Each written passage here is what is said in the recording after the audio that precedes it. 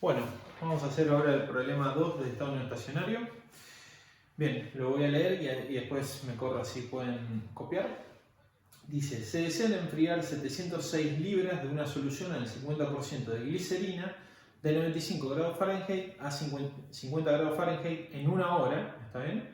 Mediante el intercambio con una salmuera de temperatura 32 grados Fahrenheit en un recipiente batch agitado a 130 rpm con un serpentín helicoidal. El espiral está formado, bueno, les da todas las características del serpentín. Dice, por el cual circula salmuera a 3 pies por segundo, que es la velocidad, la velocidad. Y tiene un DH, que es el diámetro del helicoide, después vamos a ver qué es, 15,45 pulgadas, con un paso de 1,5 por DO. El diámetro DJ, recuerden, del recipiente, propuesto de 60 centímetros, y la altura recomendada es HR, altura recomendada, 2 por DJ, que es el diámetro del tanque. La altura máxima del líquido es de 0,75 por altura recomendada, y la longitud de paleta es fijada en 25 centímetros. Fíjense que le da muchas dimensiones que están una en función de la otra. Igual es muy simple de relacionarlas. Les pide A. Verificar las condiciones de funcionamiento asumiendo un coeficiente global de ensuciamiento de 0,002 en unidades inglesas y las propiedades promedio estimativas para un cálculo global subsiguiente. Condiciones de operación promedio en el periodo. B. ¿Qué tiempo adicional estimativo requiere el mismo proceso si se empleara una salmuera a 35 grados Fahrenheit, es decir, levemente distinta a la temperatura de entrada? Y punto C, ¿qué procedimiento de cálculo emplearía para una verificación más exacta? Bien, primero me corro, así pueden frenar el video, ¿está bien? Acá lo que tenemos es un dibujo del tanque, ¿está bien? Con el agitador, que lo puse ahí, lo pinté para que lo puedan diferenciar, el serpentín, que lo hice lo mejor posible dentro del apuro, ¿está bien? Y bueno, acá tenemos la salmuera que va a entrar por este lado, obviamente va a recorrer todo el serpentín y va a salir por arriba, ¿está bien? La parte esta vertical del serpentín realmente nosotros no la tenemos en cuenta desde el punto de vista de la transferencia efectiva del calor. ¿Estamos? Con lo cual lo que nosotros vamos a tomar como lo importante desde el punto de vista de la transferencia de calor es lo helicoidal justamente, es decir, todo lo que está curvado del tubo que forma obviamente el serpentín. Fíjense que yo puse acá longitud de paleta, que es de punta a punta la longitud del impulsor, ¿está bien? DH es el diámetro del helicoide, es decir, de punta a punta de donde está curvado todo el espiral, ¿está bien? A cada una de estas vueltas nosotros enteras, es decir, por ejemplo, si agarramos, por ejemplo, de acá, desde acá hasta acá, ¿está bien? Fíjense que tenemos toda una vuelta, le llamamos espira, ¿está bien? Con lo cual, fíjense que yo se lo marqué acá, desde acá hasta acá, tenemos la distancia entre cada espira del helicoide, ¿está bien?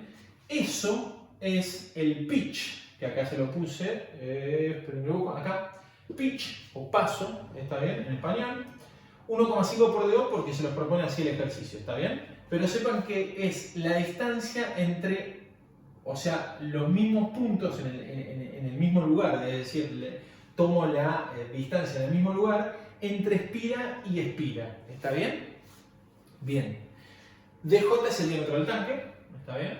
Después tenemos HSC, que es la altura de la solución, el lote que yo voy a procesar, y H del tanque, obviamente la altura del tanque. ¿Estamos? Fíjense que acá yo le puse número de revoluciones, estos son todos los datos que le da el ejercicio. Número de revoluciones, 130 rpm, del serpentín le dice 0,5 pulgadas BWG20, es el tubo, con este DI y este DO, obviamente lo saqué de tabla yo. DH, diámetro del helicoide, 15,45 pulgadas, lo puse en metros. Pitch, lo de antes, lo que les dije antes, ya acá en metros. DJ, 0,6 metros. Fíjense, H recomendado del recipiente, según lo que les dice el enunciado, 2 por el DJ, 2 por 0,6, 1,2 metros. Altura del lote, altura de la solución, es decir, todo el lote que yo estoy procesando dentro, ¿está bien? Les pide el ejercicio que sea 0,75 por esta altura recomendada del recipiente. Es decir, le están poniendo en función cuánto pueden procesar en función de la altura del recipiente. ¿Está bien? Que acá le pone la altura recomendada del recipiente. Es la altura del recipiente.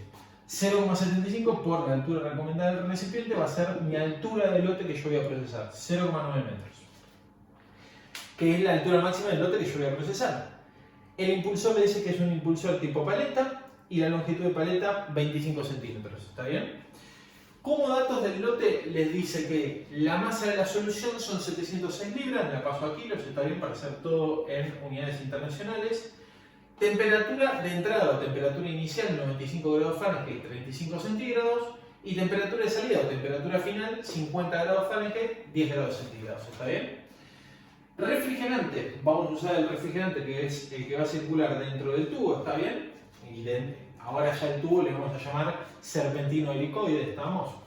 Va a ser una salmuera con una temperatura de entrada de 32 grados Fahrenheit, que son 0 grados centígrados, con una velocidad de la salmuera de 3 pies por segundo, que son 0,9144 metros por segundo, y para ya avanzar y rápidamente pasar a los cálculos, ¿está bien? Vamos a calcular algo que a nosotros nos va a servir, que es el W de la salmuera, ¿está bien? Porque nosotros necesitamos el caudal másico, más que la velocidad. ¿Cómo es el caudal másico? Fácil, lo trajimos de lo que es ya doble tubo y casco y tubo. Velocidad de la salmuera por el área del flujo del serpentín por el ρ de la salmuera, ¿está bien? Fíjense que acá nosotros vamos a tener 0,9144 metros por segundo por el área del flujo del serpentín, es el área del flujo del tubo, ¿está bien? ¿Qué va a ser? Pi por di al cuadrado dividido 4. ¿El di qué es? Esto, ¿está bien? Es el área de flujo interna del serpentín, que en definitiva es un tubo.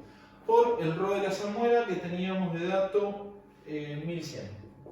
1100 kilogramos sobre metro cúbico. Con lo cual ya tenemos el W de la salmuera, que da 0,09423 kilogramos por segundo. ¿Está bien? Bien. Ya les di todos los datos. Entonces, lo primero que tenemos que hacer nosotros, como en cualquier ejercicio de transferencia de calor, que es balance de energía. ¿Está bien? ¿Para qué? Para sacar la cantidad de calor que tenemos que intercambiar. Entonces, balance de energía. ¿Está bien? ¿Cómo era el balance de energía? Bueno, tenemos el lote que tenemos que procesar, tenemos temperatura de entrada, tenemos temperatura de salida, tenemos el CP del lote, ya sale automáticamente el balance de energía, ¿está bien? Entonces, Q es igual a masa del lote por el CP del lote por el delta T del lote, ¿está bien? Masa del lote es esta, delta T es este, y el CP, fíjense en la tabla, tenemos un Q, lo voy a poner acá, Q, que les da 1,926 por 10 a la 7 Joule. ¿Está bien? Recuerden que queda en Joule, no en Watt. Bien. Hasta acá no mucho más para explicarles porque vamos a pasar. Vamos a pasar ya al cálculo de los coeficientes peliculares, que vamos a tener unos leves cambios en lo que es la parte obviamente del serpentín. La parte de lo que es del lote, vamos a ver que obviamente vamos a utilizar las ecuaciones que venimos utilizando de la tabla, con lo cual en eso no va a haber demasiada diferencia, ¿está bien? Pero lo que va a haber un poquitito de diferencia, tampoco no tanto, es en la parte del serpentín, obviamente. ¿Por qué? Porque nosotros en definitiva, si nosotros nos retrotraemos a lo que es casco y tubo o doble tubo, en definitiva el serpentín no deja de ser un tubo, ¿está bien? O sea, más allá de la forma que tiene, que es un helicoide, ¿está bien? Sigue siendo un tubo, que obviamente al tener esa forma helicoidal, que le da alguna ventaja versus un tubo, por algo lo hacemos, ¿está bien? Con lo cual nosotros lo que tenemos que justamente en el cálculo es mostrar esa ventaja, ¿estamos? Entonces, primero vamos a calcular el HI, ¿está bien? HI es obviamente el del serpentín, ¿estamos? O sea, el HI va a ser el H del fluido que circula por dentro del serpentín, por dentro del tubo, ¿está bien? Y vamos a tener el HO que va a ser el H del lote, ¿estamos? Bien, H del serpentín. Entonces, importante, nosotros al serpentín, desde el punto de vista de los cálculos para sacar el H, lo vamos a considerar como un tubo horizontal, ¿está bien? Es decir, desde el punto de vista de las correlaciones que vamos a utilizar, los adimensionales que le vamos a calcular, lo vamos a considerar un tubo, ¿está bien? Y lo que les dije antes, después vamos a tener que de alguna forma demostrar esa diferencia que tiene un tubo con un serpentín, ¿estamos? Con lo cual, desde el punto de vista de las correlaciones no vamos a encontrar algo demasiado nuevo, ¿está bien? Tengan en cuenta, al ser una salmuera, tenemos que tener en cuenta qué tipo de fluido es. Es un fluido acuoso, obviamente, pero es una solución, ¿está bien? No es agua pura, con lo cual no vamos a utilizar la correlación del agua pura, ¿estamos? Así que es una solución diluida, obviamente es líquida, ¿está bien? No hay demasiado más para explicar sobre esto, así que desde el punto de vista del H vamos a usar la correlación de Sider y Tate, nada nuevo, y vamos a pasar a calcular el H, ¿está bien? Después vamos a ver en qué momento hacemos el cambio para mostrar la ventaja del serpentín. Con lo cual lo considero como un tubo horizontal, que es lo que le dije antes para calcular el H. Con lo cual, Reynolds de la salmuera le pongo acá, ¿está bien? Reynolds de la salmuera lo podemos calcular o con la velocidad o directamente con el G, como estamos ya acostumbrados. G por DI sobre el mu de tubos, que obviamente va a ser igual a la velocidad de la salmuera por el rho de la salmuera por DI sobre el mu de tubos, ¿está bien? Cualquiera de las dos es lo mismo. Fíjense las unidades, como siempre, el Reynolds le va a dar 9154,82.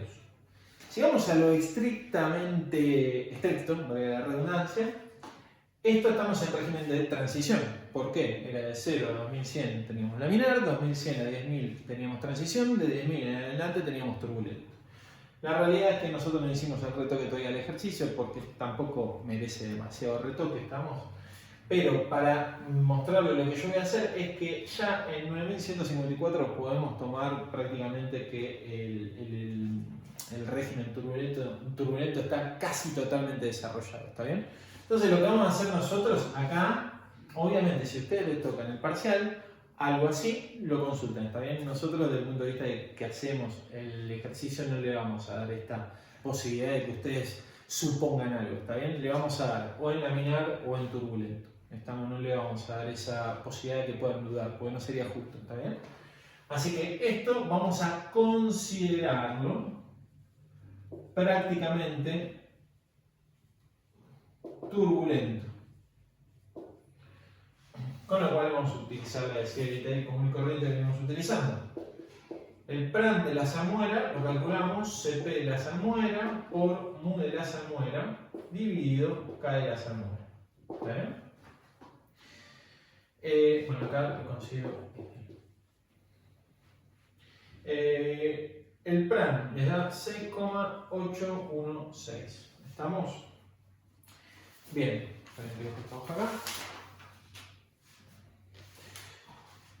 Bueno, Nusselt de la salmuera es igual a Sider y Tate para un flujo totalmente turbulento, 0,027 por Reynolds de la salmuera a la 0,8 por Pran de la salmuera por 1/3 por Phi de la salmuera a la 0,14. Obviamente, excepto que tengamos los datos, por el momento al Phi lo vamos a considerar 1, creo que los datos no se lo daban, a ver, pero voy a buscar por las dudas. No, se lo daba, perdón, se lo daba. Le dice que es 1,2 estimado. Le dice 1,2 el mu de pared y 1,2 el otro, con lo cual ahora no lo vamos a considerar 1, sino que es 1 de cálculo. Pues 1,2 dividido 1,2, ¿está bien? De casualidad. Bien, entonces Nusselt de la salmuera es igual a, esperen que no veo acá, 75,6. ¿Está bien? ¿A qué va a ser igual el Nusselt de la salmuera? Como siempre, HI por DI dividido K de tubos. En realidad no voy a poner tubos porque se van a equivocar. K del serpentín. ¿Está bien? K del serpentín o de la salmuera si quieren, para no mezclar. K de la salmuera. Entonces nosotros de acá vamos a sacar el HI. Que el HI nos queda 5149,13 watts sobre metro cuadrado Kelvin. Paso para allá. Después el HI, como siempre, como es un tubo, calculamos el HIO. HIO es igual a HI por DI dividido DO. Y acá tenemos 4428,25 watts sobre metro cuadrado Kelvin. ¿Está bien? Bien. Hasta acá nada nuevo desde el punto de vista del cálculo de un HI porque es un tubo. ¿Está bien? Este es el momento en el cual vamos a hacer la corrección del serpentín. ¿Está bien? ¿Por qué? Porque de alguna forma yo, si me estoy gastando en hacer un serpentín y hacerle toda esa forma particular al tubo, por algo lo estoy haciendo, ¿está bien? Entonces, justamente, el objetivo del serpentín es de alguna u otra forma mejorar mi coeficiente pelicular de tubos para favorecer obviamente el proceso, ¿está bien? Entonces, lo que yo voy a poner acá es una corrección que se va a llamar HIOS, ahora el coeficiente pelicular interno referenciado al diámetro externo, pero corregido por el serpentín. ¿Está bien? Todo eso es todo. Y fíjense la forma que tiene, yo ahora lo voy a explicar, igual es bastante simple de entender, pero quiero darle una explicación rapidita por DI dividido DH. ¿Está bien? Bien. Fijémonos nosotros en lo siguiente. La idea, justamente, ¿cuál es? La idea es que cuanto más chiquito, o sea, si el diámetro del helicoide es muy chiquitito, ¿está bien? La idea es que el tubo en realidad va a estar muy curvado, ¿está bien? Y en cada curva obviamente vamos a tener, ya lo vieron con Mariano, todo lo que genera el curvado del serpentín en la teoría, pero vamos a tener un mejoramiento desde el punto de vista de la transferencia de calor, ¿está bien? Ahora, fíjense ustedes lo siguiente, cuanto más chico sea el diámetro del helicoide, este valor, ¿está bien?, va a ser mayor. Con lo cual, cuanto más chiquitito sea el DH, mejor va a ser esta mejora, o sea, mayor va a ser la mejora que tengamos del HIO como consecuencia de este curvado del tubo. ¿Está bien? Ahora, fíjense que si DH es demasiado grande, ¿qué pasa? Nosotros, cuando tenemos un helicoide demasiado grande, ¿qué pasa? Nosotros curvamos justo en las puntas el helicoide, pero después en el resto termina casi siendo un tubo recto, ¿está bien? Entonces, si esto lo ensancho demasiado, de repente casi que es imperceptible la mejora que termino teniendo en cada curvatura del serpentín. ¿Estamos? Es por eso, fíjense que desde el punto de vista de cálculo, si esto es muy grande, este valor se hace muy cercano a cero, 1 más ese valor muy cercano a cero, hace que el HIOS sea levemente distinto al HIO. ¿Está bien? Por eso lo que yo les estoy demostrando es que lo importante es que el DH no sea ni extremadamente pequeño, ¿está bien? Porque van a tener un problema también con el impulsor, porque obviamente el impulsor puede chocar y puede dañar el serpentín, ni tampoco que sea extremadamente grande al punto de ser casi igual al diámetro del helicoide, ¿está bien? Perdón, al diámetro del tanque. Porque si el diámetro del serpentín es casi lo mismo del diámetro del tanque, bueno, la mejora del HIOS va a ser muy chica. ¿Está bien? Entonces por eso es que les quería mostrar el por qué esta forma de calcular la mejora del HIOS respecto al HIO y cómo depende de este DH. ¿Está bien? Bueno, dicho esto, vamos a calcular el HIOS, que les queda 4859,6 watts sobre metro cuadrado Kelvin. Y fíjense que el HIOS es mayor al HIO, obviamente, es lo que yo busco. ¿Está bien? Bien. Hasta acá, no mucho más para agregar. Vamos a pasar ahora al HO. ¿Está bien? Entonces, acá voy a borrar. Vamos a ir al HO. Al HO, como siempre, vamos a ir a buscarlo de tabla. ¿Está bien? Borrar acá. Esto lo borro.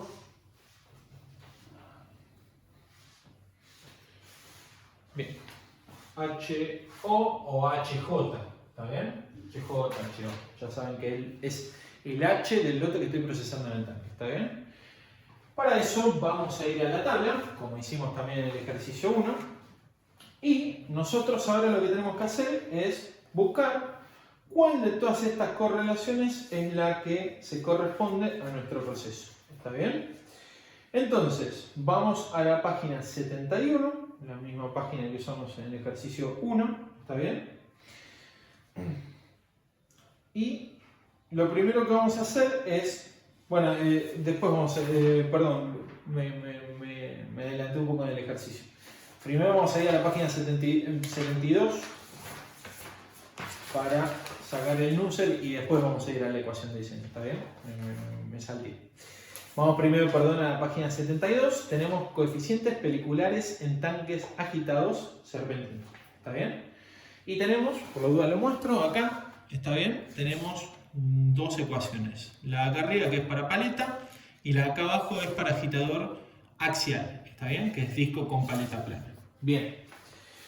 La ecuación de arriba lo único que voy a hacer es copiarla. ¿Por qué? Porque nosotros tenemos un tanque agitado con serpentín, es decir, 12.3, y tenemos un agitador tipo paleta, con lo cual yo voy a usar la correlación que tenemos arriba.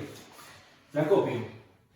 Entonces, esto es página 72, de ahí saco el nusselt J es, ya lo pongo directamente con los valores, 0,87 por Reynolds J a la 0,62 por Pram J a la 1/3 por mu dividido mu W todo a la 0,14.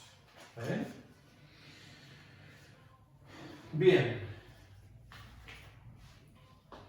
Tenemos acá ahora que calcular el Reynolds, el Pram y el Phi. A ver, esperen.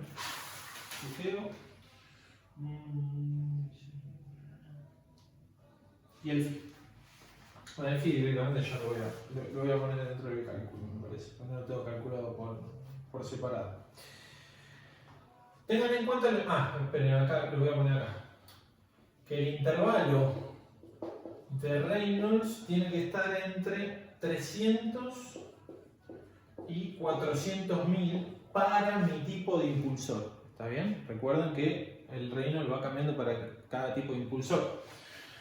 Entonces, vamos a calcular primero el Reynolds de la misma forma que lo calculamos antes. Longitud de paleta al cuadrado por número de revoluciones por ρ de... vamos a poner el ρ del lote para que no se mezclen. ρ del lote dividido mu del lote. Recuerden que acá NB, que en nuestro caso era 130, acá va a ser 130 dividido 60. Ojo con eso, para que nos den segundos. Longitud de paleta cuadrado por NB por ρ del lote dividido mu del lote. Bien. Esto me da 1003,67. Un detalle que no está de más que lo nombre ahora. Fíjense que el Reynolds nos dio bastante bajo dentro de lo... Obviamente cumple, está bien, pero nos dio bastante bajo. Con lo cual, si ustedes también les preguntarían dentro del ejercicio, por ejemplo, qué mejora pueden hacer, y bueno, acá de alguna forma ustedes tienen un montón de Reynolds para ir por encima que sigue cumpliendo, con lo cual quizá podrían aumentar el NB o quizá, por ejemplo, pueden elegir otra longitud de paleta, quizás del mismo impulsor, está bien, pero poner una longitud de paleta más grande, en el caso de tener la posibilidad, siempre y cuando esa longitud de paleta entre dentro del diámetro del helicoide, ¿está bien? Ojo con eso también.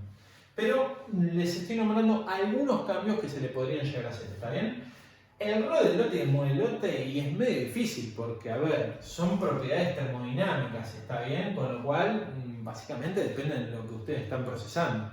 A menos que le cambien el producto, le quede medio jodido, ¿está bien? Porque generalmente ustedes van a hacer todo este diseño para determinado proceso. Pero capaz que, qué sé yo, tienen un tanque que procesa distintas cosas y siempre con el mismo impulsor y con el mismo helicoide, ¿está bien? Vaya a saber uno en cada caso en particular. Pero bueno, generalmente no suelen ser variables dentro de un mismo ejercicio para cambiar ni esta ni esta. Pero estas dos puede que sí, ¿está bien? Se lo nombro nada más para que lo tengan en cuenta.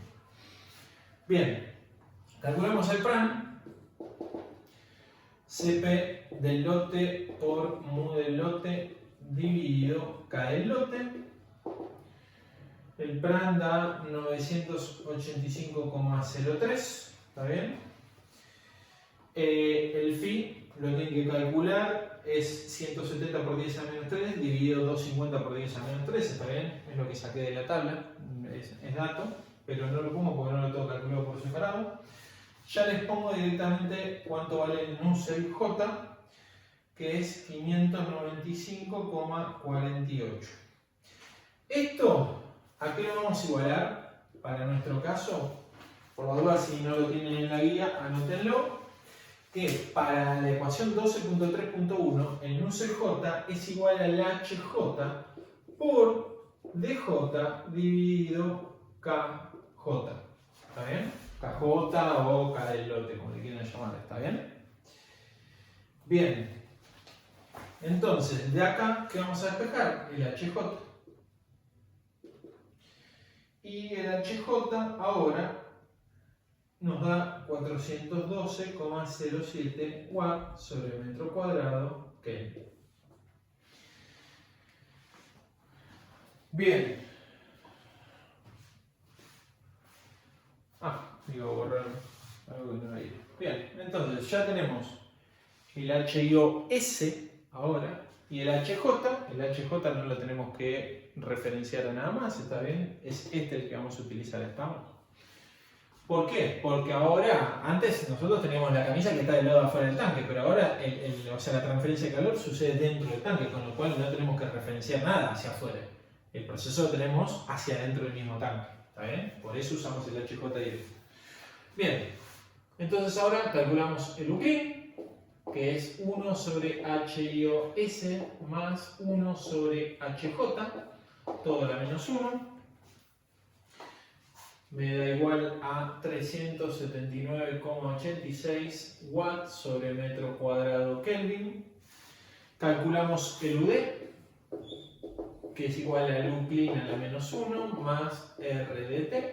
Le tengo que poner un poco de tinta, ¿está bien? Esperen un segundito que le pongo tinta.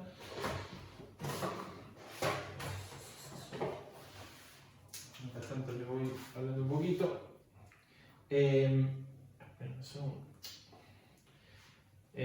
Bien, vamos a calcular ahora el UD y mientras les voy narrando lo que vamos a hacer. Luego de calcular ahora el UD, ya básicamente tenemos todo lo que es el cálculo térmico ya diagramado, con lo cual luego sí vamos a tener que ir a la página 71 a buscar mi ecuación de diseño, ¿está bien? Que es donde termina interviniendo el U, las áreas y el tiempo, ¿estamos? Así que ahora vamos a pasar rápidamente a eso. Bien, el RDT les dice que van a utilizar 0,002 HFT cuadrado grado Fahrenheit dividido BTU.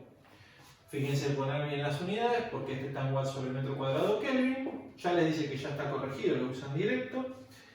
Esto da 335,2 watts sobre metro cuadrado Kelvin. ¿Está bien? Bien. Una vez que ya tienen esto, ahora vamos a ir, ahora sí, a diferencia de lo que les dije antes, a la página 71. ¿Está bien? Voy a borrar ahí.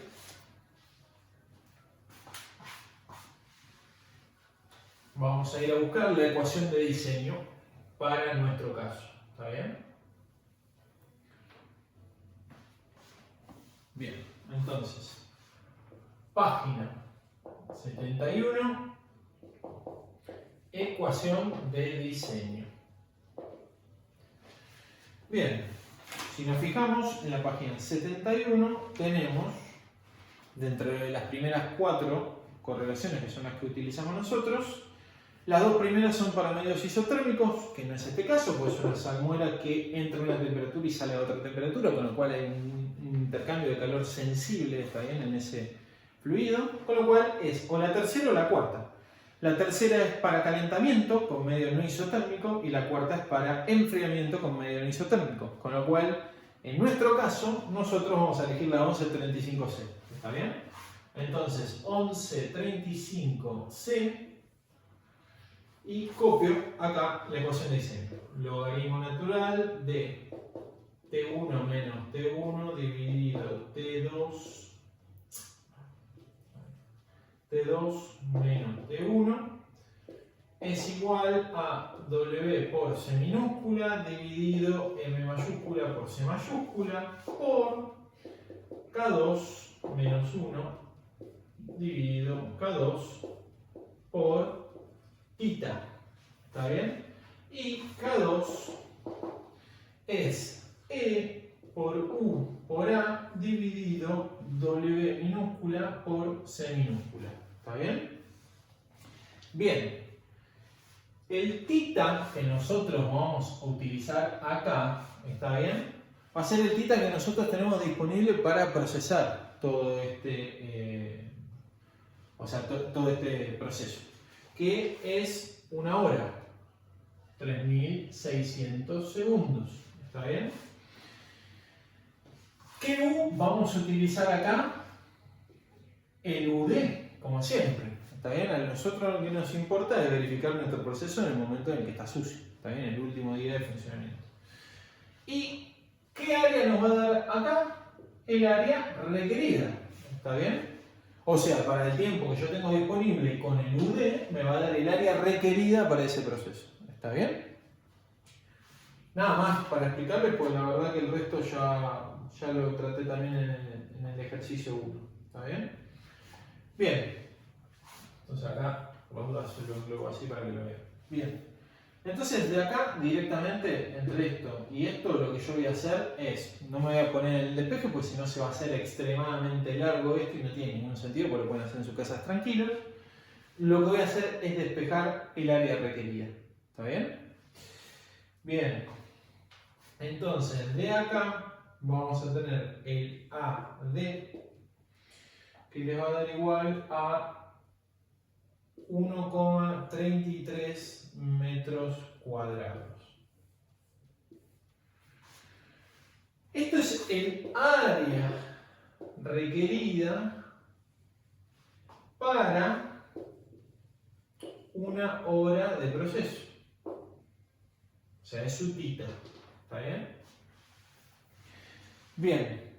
Hasta acá no mucho más para decirles. Sí, lo que vamos a tener que hacer ahora es hacer algo con este área DERTI o área requerida que yo obtuve. ¿Por qué? Bueno, en definitiva, a eso lo tengo que llevar a una variable geométrica que de alguna forma me haga a mí determinar si me sirve o no el proceso, el serpentín que tengo, las variables que elegí para ese proceso. ¿Está bien? Entonces, yo acá ya tengo el área requerida, que es el área DERTI, para una hora de proceso. Bueno, ahora lo que necesito saber es, bueno, cuánto mide el serpentín, cuántas espiras tiene ese serpentín, porque hasta ahora no hice nada, lo único que hice es suponerle un tubo y listo.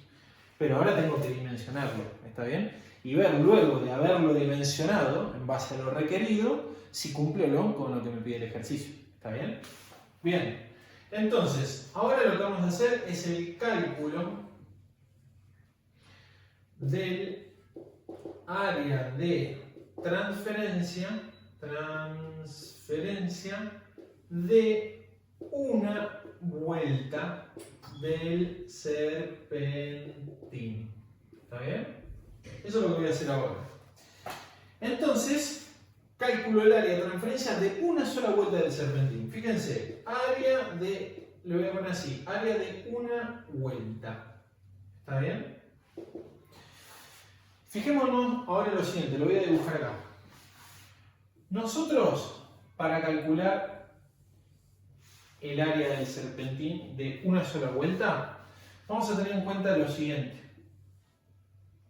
Ustedes tienen acá el DO y acá tienen el y acá el DI. Ahí está. Ustedes, en definitiva, van a transferir en el serpentín, obviamente por el lado externo, ¿está bien? Que es el que está en contacto con el lote. Con lo cual, a nosotros lo que nos va a importar es el DO. Entonces, el serpentín, en definitiva, va a transferir en todo el perímetro, ¿está bien?, del tubo. Con lo cual, ya de por sí tenemos el perímetro acá. Pi por DO. ¿Está bien? Porque la transferencia va a ser en todo el perímetro, obviamente en el área superficial del serpentín. Y acá lo que vamos a tomar nosotros es una consideración Que ustedes van a decir, ah, bueno, pero es bastante tomada así de los pelos. No, no es tomada de los pelos. ¿Por qué? Lo que nosotros vamos a suponer es que el serpentín es una serie de anillos uno arriba del otro. ¿Está bien? Es decir, como si fueran anillos de ese tubo, uno encima del otro. De esa forma nosotros estamos como corriéndonos un poquitito, ¿está bien?, de lo que realmente es el serpentín. ¿Por qué? Porque en realidad son como anillos porque están conectados en cada punta, obviamente, porque van formando las espiras, ¿está bien? Pero la realidad es que es una aproximación bastante correcta, ¿está bien? Con lo cual, entonces, lo que yo ahora voy a decir es calcular la cantidad de anillos que voy a tener que usar para cumplir mi proceso. Y esa cantidad de anillos, en definitiva, van a ser luego la cantidad de espiras que voy a necesitar del serpentín. Entonces, en definitiva, yo voy a transferir en todo mi perímetro y luego voy a transferir en todo este perímetro. ¿Y esto qué es? Diámetro del helicoide. Con lo cual va a ser pi por d minúscula por pi por dh.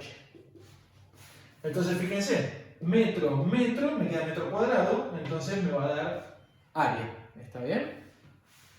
Entonces, el área de una vuelta aquí va a ser igual a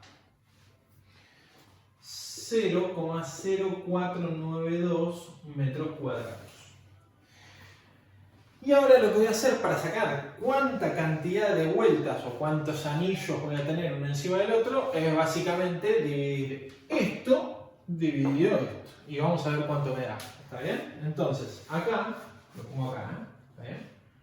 Número de vueltas es igual al área D dividido el área de una vuelta. Y esto me da 27,038 vueltas. ¿Está bien? Bien. Acá nosotros estamos averiguando la cantidad de vueltas por proceso, obviamente, que necesitamos. Si las vueltas ya son de dato, bueno, ustedes ya tienen para sacar ese valor directamente ya. O sea, el número de vueltas es un valor importante para saber cuando uno lo está dimensionando. Ustedes tendrían que ver cómo hacer el ejercicio en el caso que ya sea dato el número de vueltas. ¿Está bien? Pero en definitiva, si le da de dato el número de vueltas, ya le está en cierta forma dando de dato cuánto área van a tener disponible ustedes para transferir en ese serpentín. ¿Está bien? Es otro ejercicio, con lo cual no lo puedo hacer uno encima del otro, pero se lo digo nada más para que lo tengan en cuenta. Bien, entonces, ahora ¿qué toca hacer? Comparar h de, le voy a poner acá la solución, no, le voy a poner h lote versus h el serpentín. ¿Está bien? Fijémonos nosotros lo siguiente. La altura de la solución nosotros ya lo habíamos sacado antes. La solución, no, sigo poniendo solución. Altura del lote, ya lo habíamos sacado y era 0,75 por altura recomendada del recipiente, que habíamos dicho que era 0,9 metros. Y ahora lo que yo necesito es la altura del serpentín requerida, ¿está bien? Porque en definitiva, esto es el número de vueltas, es el número de vueltas requerido en definitiva, porque lo terminé sacando del área DERTI, que es el área requerida, ¿está bien? Bien, entonces, altura del serpentín requerida, ¿qué va a ser igual? Bueno, en definitiva, al número de vueltas, ¿está bien? Que es la cantidad de veces que voy a tener cada una de estas espiras. ¿Y por qué lo tengo que multiplicar? Por el pitch. ¿Está bien? Porque en definitiva, si el pitch es la distancia entre punta de espira y punta de espira, y lo multiplico por la cantidad de espiras que tengo, voy a tener la altura total. ¿Está bien? Bien. Entonces acá voy a tener el número de vueltas por el pitch. Y esto me va a dar 0,515 metros. ¿Está bien? Esperen un segundito que voy a leer una cosita para explicarles también por las dudas. Bien. Entonces, en este caso, altura del serpentín requerida es menor a la altura del lote. Con lo cual está correcto. Nosotros, ¿qué sacamos hasta este momento? Porque en definitiva acá la parte A, que es lo más importante, ya estaría determinado. Sacamos que en el tiempo que tenemos disponible nosotros pudimos cumplir este proceso porque básicamente la altura del serpentín requerida es menor a la altura del lote. ¿Está bien? Si esto nos hubiera dado al revés, ¿está bien? ¿Qué nos hubiera a nosotros demostrado eso? Bueno, básicamente, si la altura del serpentín está por encima de la altura del lote, ¿está bien? ¿Qué va a pasar? A ver, el serpentín S va a tener una altura mayor y vamos a tener transferencia de calor que no va a ser efectiva por encima de la altura del lote. Es algo similar a lo que trajimos del ejercicio 1, ¿está bien? Pero fíjense ustedes que si ustedes están circulando toda la salmuera, ¿está bien? Por todo el serpentín y todo el serpentín está sumergido, perfecto. Están aprovechando toda el área del serpentín de manera efectiva para transferir calor. Ahora, si el lote está por debajo, como por ejemplo sería en este caso, que igual yo no lo hice particularmente para mostrar eso, pero supónganse que sería este caso y me quedan un par de espiras por fuera, ¿qué pasa? Y bueno, en definitiva, a mí lo que me estaría dictaminando la transferencia de calor efectiva va a ser la altura de la solución. Porque todo lo que esté de serpentín desde el pelo del líquido hacia arriba, en definitiva no me va a transferir calor efectivamente a el lote. Con lo cual en ese caso no es que dicen, bueno, el tanque ya no me sirve más, el serpentín no me sirve más. No, en ese caso ¿qué van a tener que hacer ustedes? Bueno, van a tener que retocar este tiempo. Porque en definitiva ese calor que pueden entregar o remover, dependiendo de si sea que están calefaccionando o refrigerando a través de la salmuera, bueno, en cierta forma no lo van a aprovechar todo lo que está por encima del pelo del líquido, ¿está bien? Entonces, ¿qué van a necesitar ustedes? Para todo el mismo serpentín, para la misma cantidad de lote y para el mismo tanque, van a necesitar más tiempo de proceso, ¿está bien? Entonces, esas son las variantes que le puede tocar en un ejercicio de este tipo. ¿Estamos? Bien, por el momento no hay mucho más para explicarle del ejercicio del punto A, perdón. Vamos ahora al punto B, que en el punto B les pedía, que se los leo, ¿qué tiempo adicional estimativo requiere el mismo proceso si se empleara una salmuera a 35 grados Fahrenheit? Es decir, fíjense ustedes que en el punto B, esto es bastante fácil, por eso no lo voy a abordar demasiado, en el punto B les dice que la TE prima ahora, porque no es la misma, es, bueno, ya lo pasé de Fahrenheit a centígrados, 1,67 grados centígrados, que es la nueva temperatura de entrada de la salmuera, ¿está bien?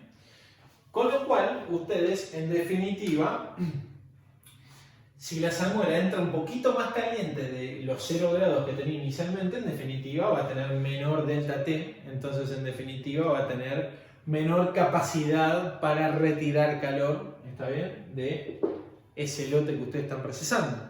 Con lo cual, si va a tener menor capacidad de extraerle calor, en definitiva, para el mismo proceso, para el mismo serpentín, voy a necesitar mayor tiempo de proceso. ¿Está bien? Eso lo voy a mostrar con los cálculos, ¿estamos?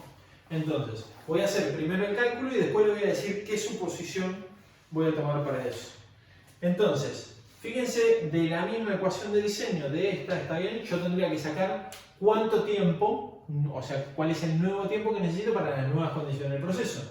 Con lo cual, despejando el θ, ¿está bien? Θ prima va a quedar igual a logaritmo natural de T1 menos, esto es T1 prima, ¿está bien? Le puse T, pero es T1 prima, es lo mismo. T prima y T1 prima. Tenemos T1 prima dividido T2 menos T1 prima.